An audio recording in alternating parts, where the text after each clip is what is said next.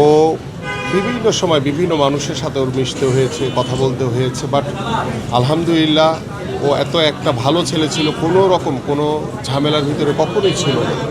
কিন্তু জানি না যে কেন এই নির্মম এই হত্যাকাণ্ড। এবং আমি দৃঢ়ভাবে আশা করি যে আমাদের প্রশাসন এবং আমাদের যারা কর্তব্যরত যারা রয়েছেন, এই নির্মম হত্যাকাণ্ডের বিচার আমরা সবাই চাই।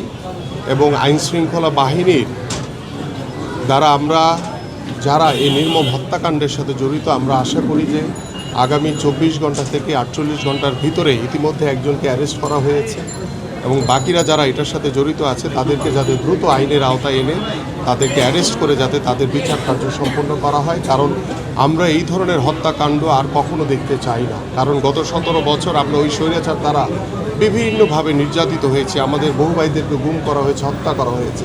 আজকে যখন দেশের পরিস্থিতি আমরা একটি গণতন্ত্রের পথে যাচ্ছি, সেই গণতন্ত্রকে বিঘ্ন ঘটানোর জন্য আজকে একটি কুচক্রী মহল এই ধরনের নির্মম যে হত্যাকাণ্ড ঘটিয়েছে, আমরা এটার তীব্র নিন্দা জানাই।